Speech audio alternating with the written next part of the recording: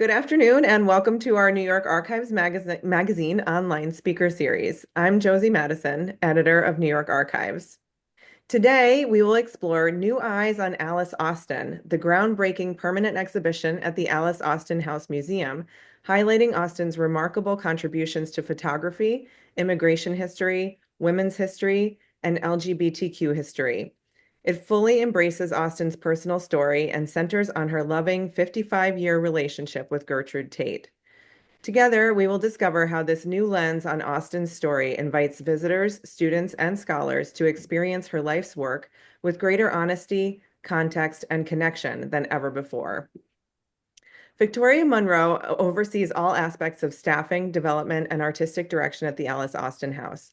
An educator, maker, and curator with a background in art and art history, she consults and lectures widely on LGBTQ plus curriculum development and on both historical and contemporary LGBTQ plus interpretations in public and private institutions. Victoria also serves as board president of the Museums Council of New York City and is the founder of the Queer Ecologies Project at the Alice Austen House. Tom Ruller retired from his position as New York State Archivist, a role he held since 2015. An active professional for 35 years, he is the author of several peer-reviewed journal articles and reviews on the use of technology in archives and the preservation of records in electronic form. Tom has been a consultant for several state governments and other organizations focusing on electronic records management and preservation.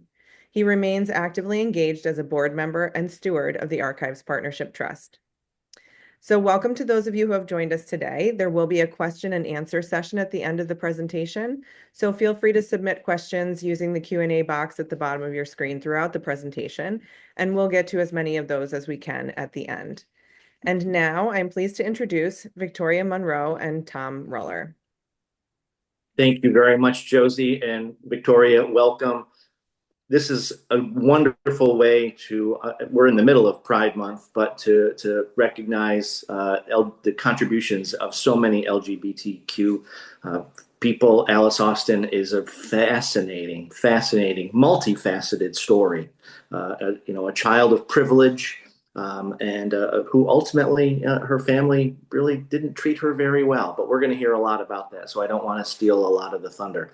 But the photography is really the thing that I think is absolutely amazing, and her contributions as an artist.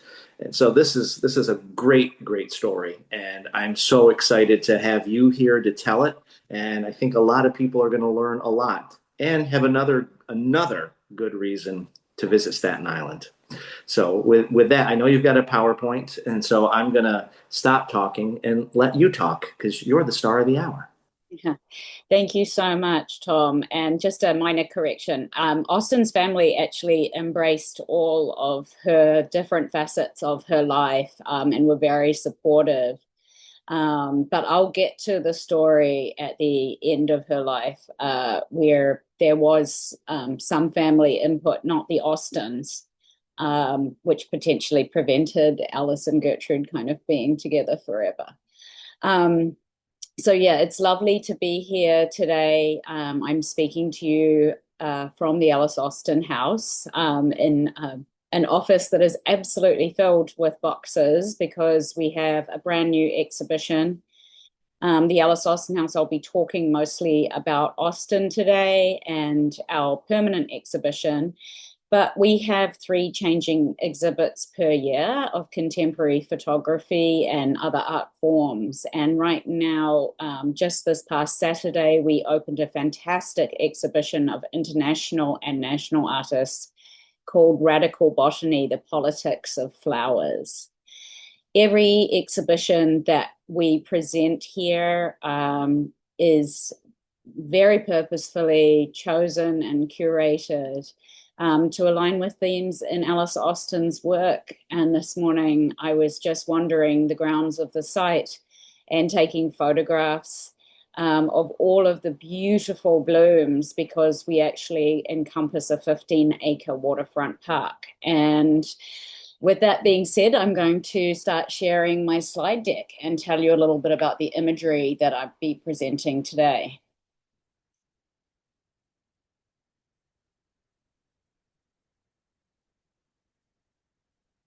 Tom, can you see this slide deck? Great. Okay, so the first image that you're seeing is of the front of what we now know as the Alice Austen House. The Austen family actually called this house Clear Comfort. So Alice Austen, who was born in 1866 and lived until 1952, she spent most of her life in this home, which also served as the backdrop for so many of her most recognizable photos. It was also one of her muses. Also, importantly, it was her studio too. She did all of her photographic printing in a small upstairs closet with no electricity or running water. So it was actually a very, very physical process. This area at the front of the house, you can see the beautiful dormer windows on the second floor, the French doors that line the porch. And this home was originally built, the core of it, in 1690, as it was a two-room Dutch farmhouse. And it was extended during the 1700s. And then Alice Austen's grandfather purchased the home in 1844. Initially, the thought was it should be a family holiday home, but he and his wife lost two of their sons to sickness, and they decided that Manhattan was not the place to continue raising their family, and they made this their primary residence. And so in preparation for that, it was John Haggerty Austen, Alice's grandfather, that really transformed the Dutch farmhouse into this Victorian Gothic cottage that we see today, with all of its decoration along the roof, beautiful chimneys, and curated gardens. This site was nearly lost to time. Alice Austen was evicted in 1945, and the building was, slated for demolition, actually, because they thought to build a high-rise apartment block here, because there are gorgeous sweeping views of Brooklyn and Manhattan and New Jersey from our waterfront location.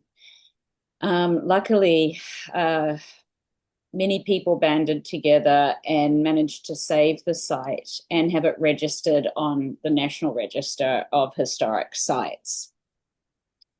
That registration was actually updated in 2017 to include LGBTQ history as an area of significance. So that was a really important moment for the house and the museum and for Alice. However, at that time, our galleries didn't reflect this updated interpretation. So 2017 was the year that I took over as executive director and would lead the reinterpretation of the historic home to include Alice's full story.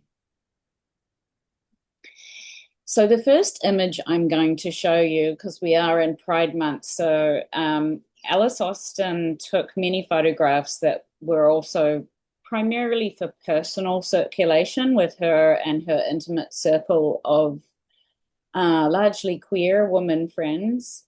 And this one is titled The Darned Club. And in it, we see Alice and three of her friends posing with their hands around each other's waists at the very sort of edge of the path that overlooks what we would look out and see Brooklyn, and in the far distance, Manhattan.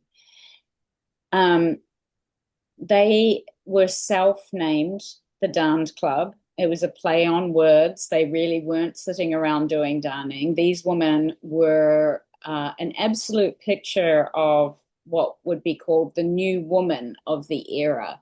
This photograph was taken in 1891.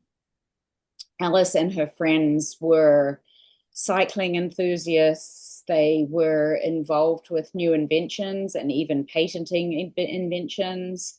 They were so many of them fiercely independent. They did not wed or have children. A few did, but many of them did not. And so they were able to be slightly freer from some of the very restrictive norms for Victorian women of the era, but they were real trailblazers, particularly Alice, because she not only left us this incredibly well documented history, she also created these places and spaces that were safe for women to be together. So the Dance Club being one of them.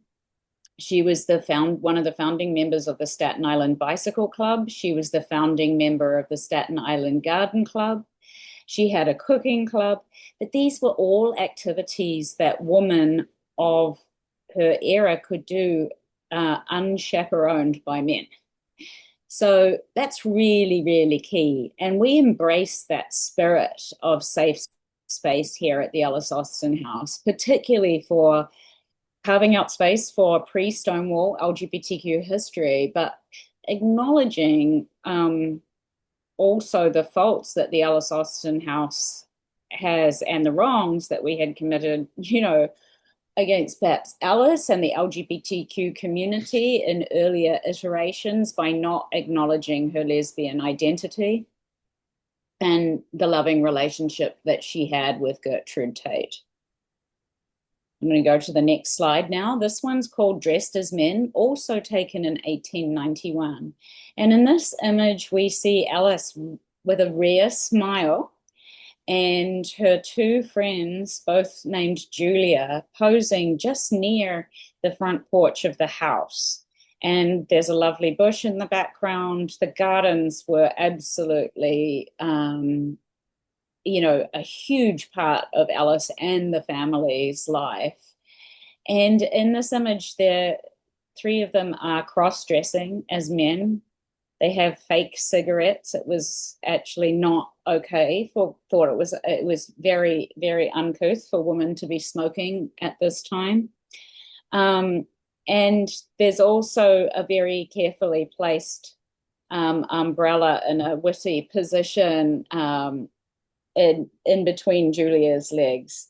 And I think, these images that we see Alice taking, we see this real sense of fun that she was having with her friends, which she called the larky life. But we also see a very particular style. I can look at an Alice Austen photographs as many of the staff here now at the Alice Austen House can, and really we can tell if it's taken by one of her uncles or by her to separate. We've done so much work over the last 10 years to make sure that our collection is not contaminated by any misidentified photographs, and the archival effort has just been phenomenal. And when, in fact, this talk was scheduled, we only owned around 450 of Alice's prints or glass plate negatives. And I'm so thrilled to share with you that after 80 years, the entire archive, the near complete archive, has been repatriated to us. So we now have approximately 8,000 images that range from Alice Austen's hand prints, she contact printed, her glass plate negatives, and her nitrate negatives. So it's just like an incredible watershed moment for the house, and we're undertaking a 3-year archival project to update all of the metadata on the photographs, because they desperately need to include the current scholarship. And also we're able to recognize so much more about where Alice was taking photographs and connect it through to an extensive letter collection that we own to track where she was when particular photographs were taken, and it gives us actual dates. So that's really, really super exciting news. The next is Yes, Victoria, is part of your archival preservation tool to also do some digitization? Because the previous two images look like glass plate negatives, they are. and which are very difficult for researchers to access because of the Right. fragility and all of that. Are you also digitizing some of these as well to make them Everything, more everything? Okay. everything, everything is about digital access because the collection itself is incredibly delicate. Yeah. What we don't want is people handling it. We do want to provide as wider access as possible. So it's not just reduced to scholars who know exactly what they might be looking for. We want the general public to be able to access these images, download these images if they like. They're public domain. Hmm. Obviously, we do take image permissions for any kind of public, Hmm. publication or even online. And, that's to ensure that we protect Alice and her story. There's still a lot of misinformation out there because there hasn't been exactly the most definitive publication that I would like to see out there in the world. There's lots of room for misinterpretation. So we kind of try to act like these stewards, these archivists, everything to, have the truthful narrative of Alice shared. This image is called Trude and Hmm. I, Short Skirts, also in 1891. Now, listen, in the 1890s, Alice was everywhere all at once. She was really on fire. She took so many photographs during this period. And this one is Alice, and it's not Gertrude, her life partner. This is Trude Eccleston. And it's actually, they both have their hair loose. It's incredibly long. It's really, truly wonderful to see them with their hair down. They're in their petticoats and showing their legs, again with fake cigarettes. And it is taken in the rectory of St. Paul, John's Episcopal Church, which is just up the road from us and was the church where Alice was christened. So it's irreverent in every which way that we look at it. I've And she's only 25 years old in this photograph. Right, right. And so it's honestly, I would say that this photograph in particular, you know, resonates with a lot of our contemporary photographers that we work with. It feels like it could just be transported onto an album cover today. Um, it really is incredible how Alice's influence does transcend the eras. And since she's in the photograph, was she using some mechanism to enable her to have a time delay for the photograph to be taken, or was someone else behind the camera? No. So some photographs, it's always noted if we know that another person took the photo, but these ones are all Alice, and she used shutter release cables and Hmm. timers, and she was incredibly technically proficient.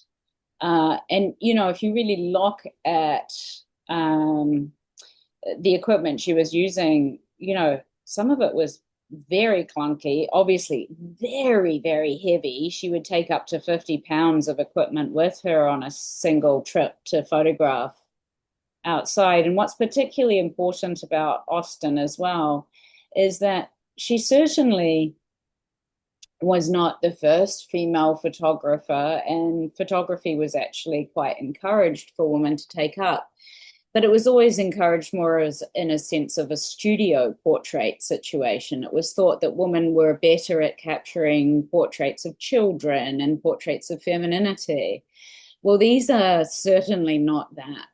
And, Alice was, in fact, one of the first women in America to work outside of the studio. And by that, I mean she took her camera to the streets. She took her camera with her when she traveled. And, she documented not only the social world, immigration in Manhattan, the situations on quarantine stations, on assignment, as a professional, which is another narrative that's long been used to describe Austen, was that she was an amateur photographer because she didn't make money from her work. Well, she took paid assignments and she photographed the quarantine stations on Hoffman and Swinburne Islands, which most people just learn about Ellis Island, for a 10-year period and was paid to do so. She would sell her photographs to friends and friends of friends. She also copywrote many of her photographs. And she printed postcards through the Library of Congress and also self-published her own book called Street Types of New York, which documented some of those immigrant jobs, people at work in Manhattan.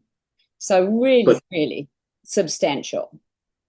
But prior to the Depression, she didn't need to sell these things in order to live. She came from privilege. Correct. And this is an important fact that, I wanted to get to. Alice and her circle of friends. Yeah, the Darned Club folks. Right. All of these women had means and they were white. So they certainly had, yes, the privilege to do so much more, outside of the fact that they, did manage to largely escape the confines of motherhood and marriage. So that is definitely an important factor. They also, if we're talking about same-sex relationships, the situation for women in the 1880s and 90s was quite different than men because they were considered not to have a sexuality. So the gaze was not upon them.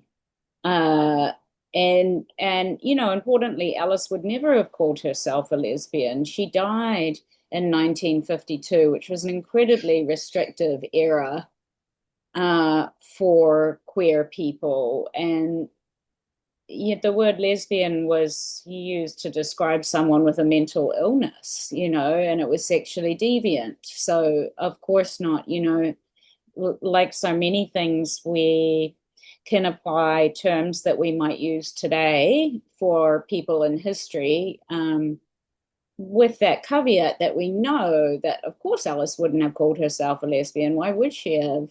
But she enjoyed a certain degree of freedom with her friends and dating other women until she met Gertrude Tate and such. That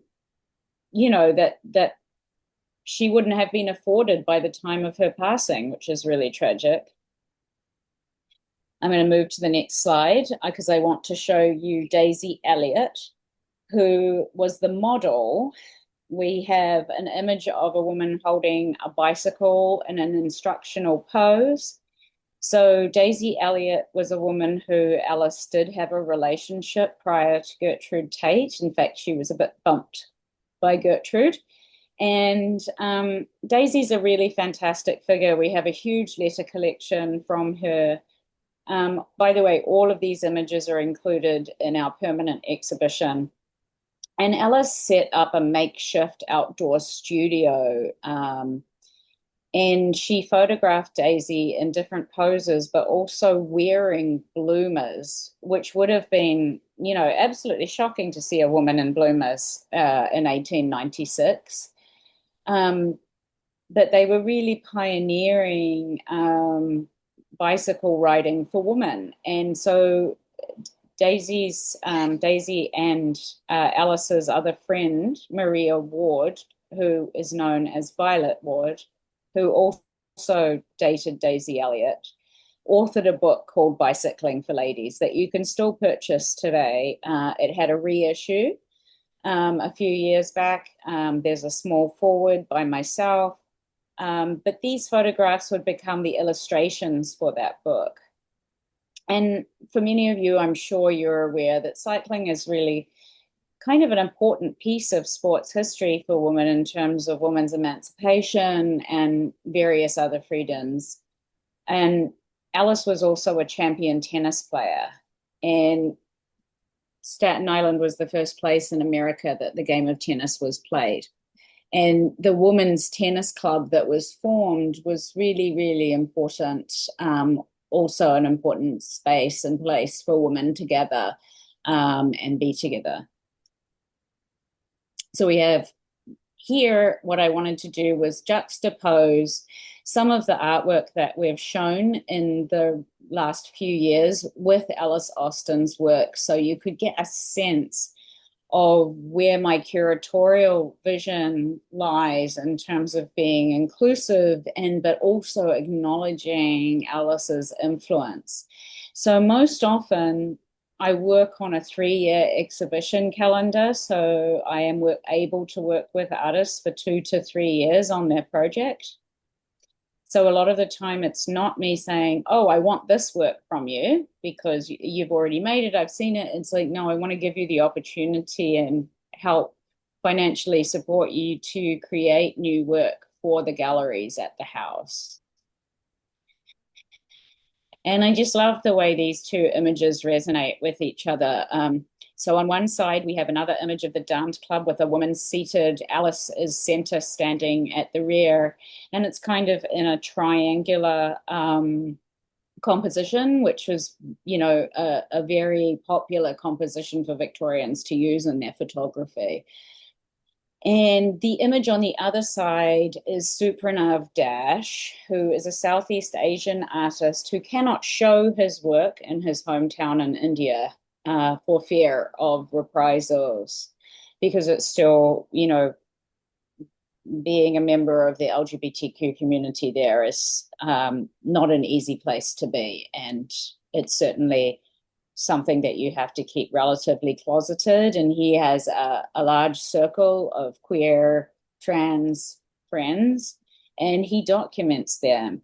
And so it was really an amazing thing. It was the first time that we were able to bring a Southeast Asian artist to the Alice Austen House, and he had a solo exhibition in 2024.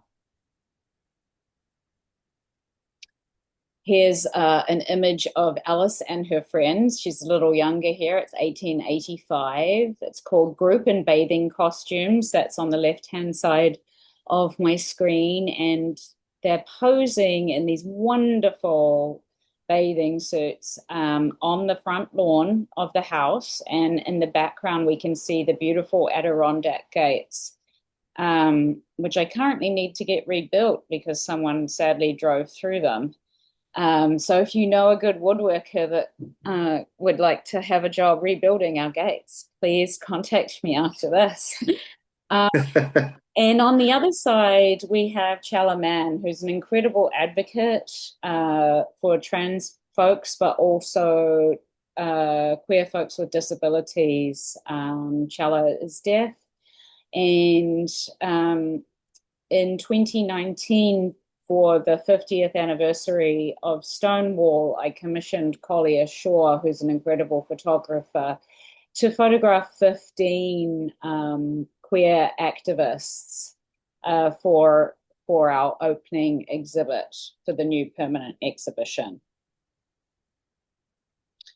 And here on one side, in 1892, we have an image of Julia Brett, one of Alice's very good friends. It's taken sitting on the porch. She is in a white dress looking to the side, and she has this gorgeous chair that she's sitting on with intricate woodwork that is currently kept on display in the parlor of the Alice Austen House.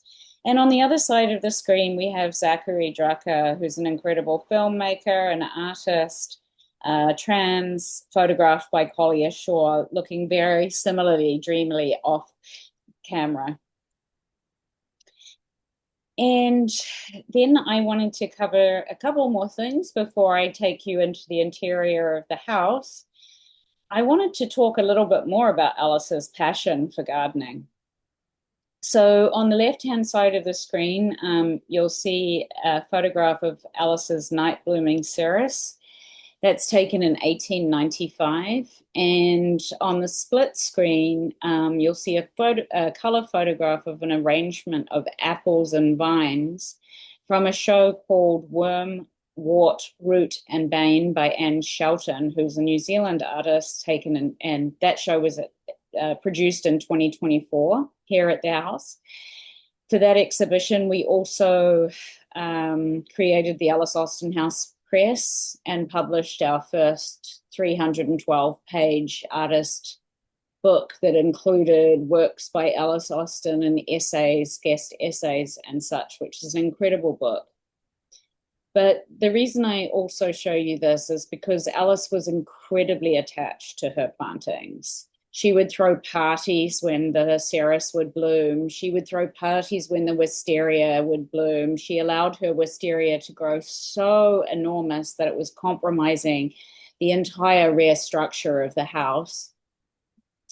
And as I said, she was the founding member of the Staten Island Garden Club. So there's this like intense interest in gardens, and we have letters saying that Alice would work from dawn till dusk in the garden, and we also have letters between Alice and Alice's grandfather talking about going on trips to see flower markets overseas, and this real passion for the cultivated outdoors, which Victorians fully embraced. And it was really the beginning of the era of the pot plant, which the Austens had many inside their house as well as outside. So the sort of indoor-outdoor convergence of nature that happens at the house, just naturally because of the site. It's so infectious. A few years ago, I came up to my office and I had 3 baby raccoons scaling my desk. You are very much in this slightly wild park. It's a real experience to visit us here. But importantly, in achieving the renovation of all of our public spaces, we do turn our eyes to the outdoors and see where we can have more interpretation and programming outdoors. And certainly COVID really exemplified, it kind of, we had always done programming in the outdoors, but with COVID being that we had to, close our doors and turn virtual as we're doing today, just underscored the need for more community based programming in the public space, the outdoor public space. So we've really embraced that in all of our interpretations, both indoor and outdoor. Victoria, how much of the gardens that are there today survived from Alice's time? You said she was evicted in the 40s, so it's been quite some time that she hasn't been able to influence the gardens. Are there still some vestiges of her gardening work? Yeah, there is.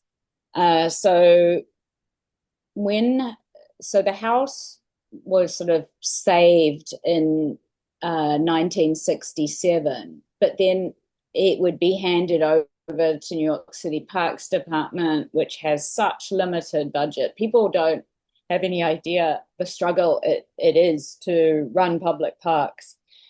New York City Parks Department receives less than 1% of New York's annual budget, yet parks and open spaces are so important for New Yorkers, many of whom live in apartments. But yeah, so it was transferred over to the city and subsequently then parks, but left to fairly much, fall into the ground. It was really a bombed out site. So a lot of the plants did get severely compromised, but we do have some historic plantings. But during the full renovation of the house, which was in 1985, then there was a full landscape historical report completed. And what we're so lucky with is that we have Alice's photographs. She photographed the garden from all different angles. Um, so it's really true to the historical plantings in particularly in the front of the house, and then within the garden beds themselves. Um, each year we curate new plantings, and we also allow access to artists to be able to do interventions and participate in our gardening efforts. And we have a full team of volunteers that's always growing as well. So yes, you will see a very historically accurate home and garden today. Um, so back in 2018, this is what the dining room of the house looked like. It was interpreted as a dining room. It had a very shabby carpet, a huge table, a pot belly that wasn't attached to anywhere. In this room, shockingly, only had one of Alice Austen's photographs on display, and it was just of a tree. And so it wasn't a room that you could teach students in. It wasn't a really walkable room, or it was sort of designed to be roped off and presented as historic house room. None of these items belonged to Alice. Now, as I said earlier in the talk, Alice Austen was evicted in 1945. So her and Gertrude, they lived together at the house for 30 years of their 55-year relationship. She lost all of her money in the stock market crash of 29. Then I think that the two women hadn't really an idea of how dire their situation would become, and they remortgaged the house and they took a big trip to Europe. Yeah, I know it's hard, and we think that potentially, Alice wasn't getting good information or anything like that. So then, during the 30s, Alice, we have all this documentation of Alice absolutely fighting for her home. It was slated to be a ferry station. Then there was plans to build a tunnel that would connect Brooklyn at the bottom of the street, which would have certainly destroyed the house and property. And, she was engaging lawyers that she couldn't really afford to pay. She was trying to raise funds to pay them. We have letters regarding all of that. But anyway, in 1945, when she was finally evicted, throughout this whole period, she had been selling many of her possessions to support her and Gertrude. But then she had done a deal with basically a junk man who came in and took the lot. And I don't think she realized that he was just going to arrive and clear the whole place out. Mm. And so we don't have very many material collections of Austen's. And my question had been, since I learned the story of Alice Austen, I used to write women's history education for the house for the first 2 years that I worked here part-time. I was like, why are we interpreting the house this way? This isn't Alice's. For many of our young people or any of our visitors, they don't relate to just seeing an antique table. There's no real storytelling here. Why aren't we telling it with Alice's photographs? Mm. So you'll see then on the right-hand side of the screen, the dining room today. So it includes large images of Austen's. It also includes all of her photographs at the various sizes that she contact printed so that people can get an understanding of her process, the sizes of the glass plate negatives.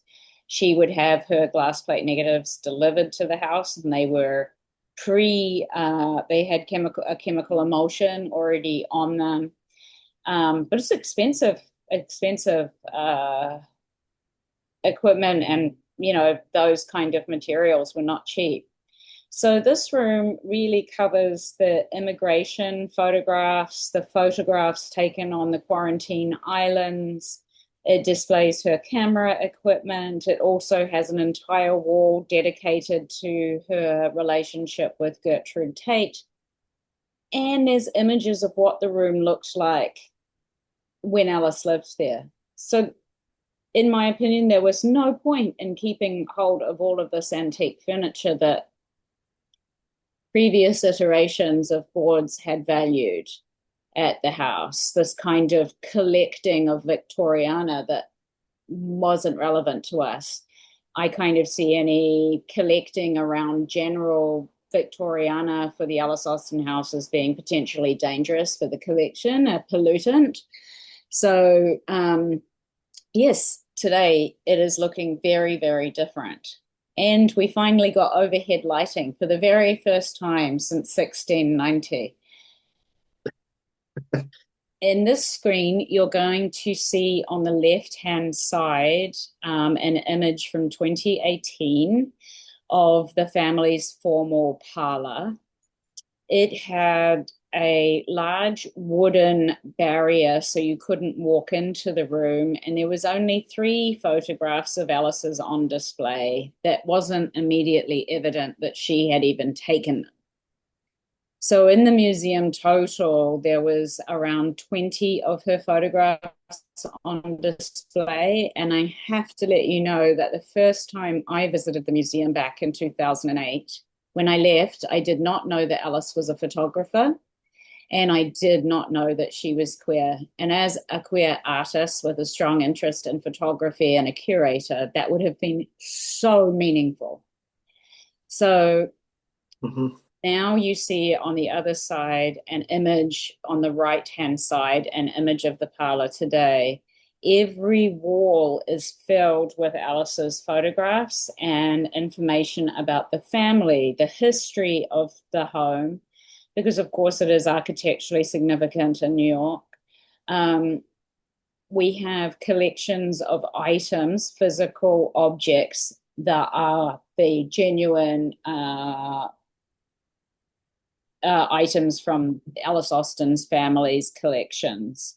So there's a chair in the image on the right that was Alice had sold to the Metropolitan Museum of Art back in the 30s, and we had had it on loan from them since the 1990s, and they finally just gifted it to us.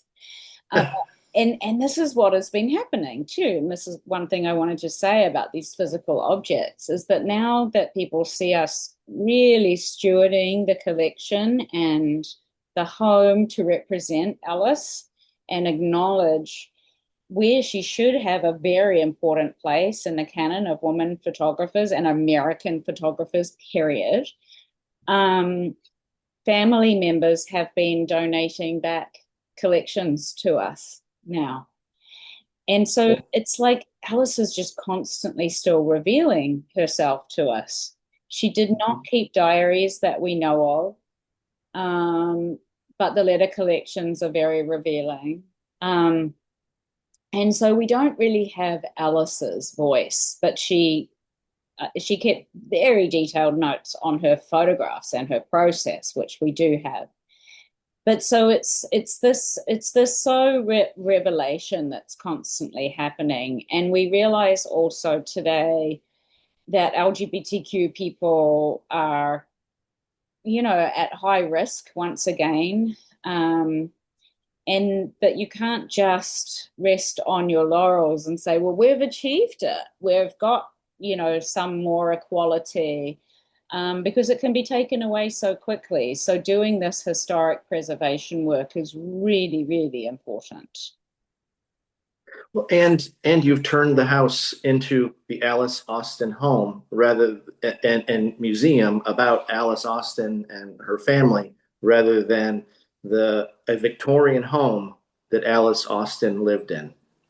And I think that's that from my perspective, that really makes the museum and the collection unique and is particularly valuable because it is one of a kind. It is the place to learn about this woman, her circle, her circumstances, and the place that she grew up in and lived a majority of her life in. Right. And it's very experiential. So, we really sit at the forefront of LGBTQ interpretation at historic sites. And I often, talk with other sites about their struggles to tell some of these stories. And this was not an easy process for me. I inherited a board that were very afraid of talking about Alice's relationships. They have all moved on. Most of it they thought was well-intentioned closeting of Alice Austen through fear that people would, I don't know, reject her. She's passed on. She had this loving relationship. I think it's the only way to honor her is to tell this story, and especially the fact that her work and her life, you can't look at Alice's work without understanding the life. And I think a visit to the house kind of really enriches that. And as you say, now it is so dedicated to that truthful interpretation, but then you get this newer layer of storytelling with the contemporary artists' work in 3 of our galleries. Mm-hmm. So, that's really key, that it's bringing it to life on a daily basis, whether it's through workshops and programs, all of those things. So I wanted to mention, because I started talking about the activation of the grounds. So in 2023, I launched the Queer Ecologies Garden Project. This is an image of it being installed in collaboration with the New York Restoration Project. So this is a garden where all the plants are non-binary, intersex, self-seeding, or historically, symbolically queer, when we're talking about things like green carnations, pansies, lavender. And it's really been incredible. We're in our 3rd year of the garden, and it's become so central to a lot of our education programming. And what we see is that one of the reasons I really wanted to install this garden was to acknowledge, Alice's place as the founding member of the garden club. Her creation of safe space for her and her queer circle of friends in these grounds. And then also, create an acknowledgement of that, nature is inherently queer. So it's incredibly affirming, especially for a lot of our young people, to see themselves reflected in nature. And they're often very... there's like this schism that has happened where they have huge fears and anxieties around climate change, but yet they aren't having any opportunities to understand gardening or even plant a bulb or hold a seed. And so we find that when we ask them to reflect on these things and actually have them participate in gardening, that it just opens up a world of talking and storytelling that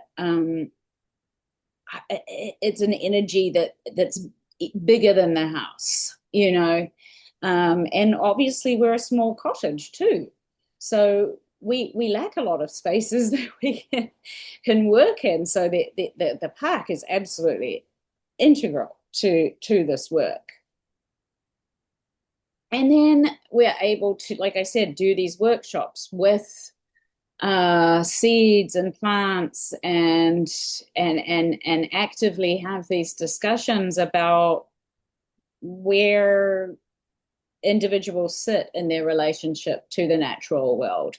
And the center of this image that you see here is a circular mapping activity done with seeds. And in the center, something you could do at any of your own sites or even with staff, there's questions that are placed. And at each time a question's placed, you choose where you put your seed, whether it's close to the question that you feel very strongly about it or connected to it or further back. So you end up with this incredible array from the group. And this question in this slide says, I relate to plants ... as a way of relating to the past. So we're really, really seeking to explode the museum into the park, or bring the park into the museum, and also acknowledge that a lot of people and folks are not used to crossing the threshold of a museum. So we want them to have a fully integrated experience in the park, and have these experiences that help them understand Alice as, you know, this incredibly independent woman that she was, that was very connected to the natural world, and just really join those dots. I'm going to stop share now. I think I'm on time. Sorry. You're doing great on time. But before I want to cover this. This is really important. I mean, we're talking about this wonderful museum where it's on Staten Island. Tell us, when is it open? And how can people get there? What's the best and easiest way? And those little logistical details, because I want people to have the opportunity to experience all that you've just talked about. Yeah, so we're open Wednesday through Saturday, so from noon to 5.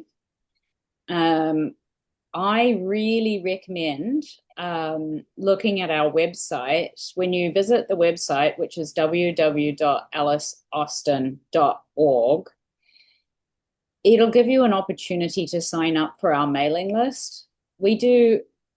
Honestly, we do a workshop nearly every single weekend, and so many of them include something that you'll be able to take home with you.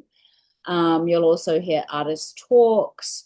We have an aura camera where we set that up once a month, and we can photograph your aura and we interpret it for you. So there's just really hands-on, lovely connecting things. So I recommend doing that. But we do have a full list of events also, the upcoming, past. All of our exhibitions are documented in 3D. They're all in Matterport tours, so you can explore past exhibitions as well as look at the current. And then in terms of accessing the site, right, we are a destination. But it's not that hard. It's a free ferry ride from South Ferry in Manhattan. The ferry runs every half an hour, 24 hours a day. And then from the ferry, we're about 2 miles. So there's a bus that takes you from the ferry right to the very corner of our street, or otherwise I recommend taking an Uber. Or if you're driving, we are the very first exit from the Verrazano Bridge. So, and from New Jersey, it's the Goethals Bridge or the Outer Bridge or the Bayonne. So there's several ways to get here, and they're all outlined on our visit section of our website. Yeah. www.aliceausten.org. And E here is Austin spelt with an E-N. Yes. That's often where people get tripped up. But if you put in Alice Austen House and you spelt it wrong, it will still come up. Just a couple of minor questions, but there are a few questions that have come in. I don't want to monopolize you too much, but one of the questions I have is, where'd you get the cameras? How were you able to acquire some of Alice's equipment? So this is a part of the story that I should have mentioned. When Alice was being evicted, her and Gertrude had been very involved with the Historical Society of Staten Island. So they were also keen preservationists.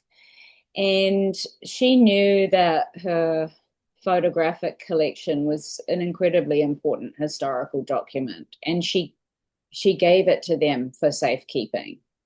And that is where the photographs have been for the last 80 years. And thankfully, they're now known as Historic Richmond Town.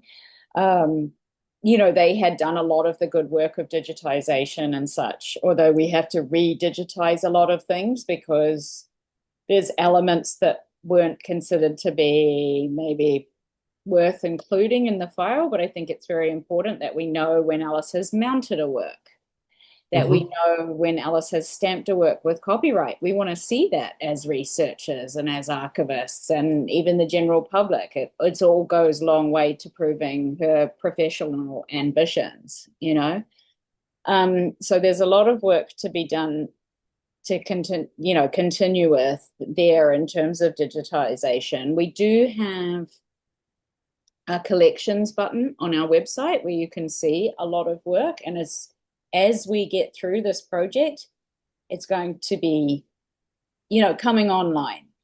But Historic Richmond Town was only ever supported sort of about 600 images online. So that's where we really want to bring this full 8,000 to be able to really explore. But doing that in a very mindful way, of course. Yeah, it's exciting. Yes. Last question before I let everyone else pile on. Alice really needed to learn a large spectrum of technologies, going from glass plate negatives to nitrate film and safety film and all of that over time, and doing her own developing and all of that. Where did she get her knowledge or her training, or she just figured it out? No. So Alice's mother was abandoned by Alice's father before she was 3 months old. So she grew up without a father, which meant that Alice and her mother moved into this family home. They moved into Clear Comfort, and she was raised here, the only child amongst many adults. So she had her grandmother and grandfather, her Aunt Min, her Uncle Oswald, her Uncle Peter, obviously her mother, and 3 Irish maids lived in this little cottage. It's significant. It must have been bustling. And they had animals. They were animal lovers. They had the first known pug in North America. They had a Chihuahua. So Min and Oswald, he was a Danish ship captain, and they traveled extensively and brought back some of these amazing plants that I talked about, but they also brought back Alice her first camera, which would have been a wooden box, very clunky. And she would have been about 10. But her Uncle Peter was also very interested in photography, and he was a chemist, and he actually published articles in Popular Mechanics. So certainly she had a very supportive environment. And I think being fatherless and being this only child, she was really indulged, and she was very interested in new technology. So even the bike, the safety bike, which she was photographing with Daisy Elliott, that was a new technology. She was also the first woman on Staten Island to own a car, and she could fix it. She would travel with a tool bag, very, very technologically minded. But it's unsurprising considering some of the skill sets of the other family members. And also Uncle Peter wrote an article about the importance of women going into chemistry. He felt they were a very progressive family. So I think within that environment, she was able to really hone her skills, although she would argue that no one taught her when she was interviewed in the last years of her life, that it was just her. But I think there was some collaboration along the way. Got it. Understood. Thank you for that. Josie, I see a few questions coming into the Q&A, so I'm going to turn it over to you. Yes. So first, this is a comment or a suggestion actually regarding your gates, the issue with your gates. Yeah, I'm love these things. Is perhaps to get in touch with the people at Great Camp Sagamore and Racket Lake. They don't have gates like yours, but they have extensive experience restoring an Adirondack property, so they might know people who could help. Okay. Love it. So thank you for that suggestion. And then one of our guests was just wondering a little bit more about your educational programming and how that kind of fits in with your curatorial reinterpretation. Yeah, so we teach around 6,000 New York City school students a year. So we take the thematic inspiration from Austen's collection. So we teach immigration history, but also connect that to our students' um, personal histories. Uh, we do these long-term residencies where we're in schools and then the students get to visit us for one workshop. In 2018, I wrote a new program for the house that's become our biggest educational offering, and that is LGBTQ photographic storytelling. And that's a 6-week program that we work with Gender Sexuality Alliances as and the Department of Education to work with queer and allied students. Importantly, there's a lot of allies in those groups where students feel like the only safe space in school is the GSA. So it's really kind of incredible. And then we teach programs that are called Through Alice's Eyes, that are photographic programs where we really deeply look at her work and recreate photographs in that way. And now our newest educational offering is a roaming image lab. I was able to purchase a food pantry, a mobile food pantry, secondhand, and rebrand it to have an alternative process studio. We can drive that straight onto the playground of a school and teach things like cyanotypes and anthotypes that we use the Queer Ecologies garden. Actually, we grow flowers that become dyes and plants that become dyes that coat the paper, and we use that as an alternative way to make photos that's not actually working with harmful chemicals.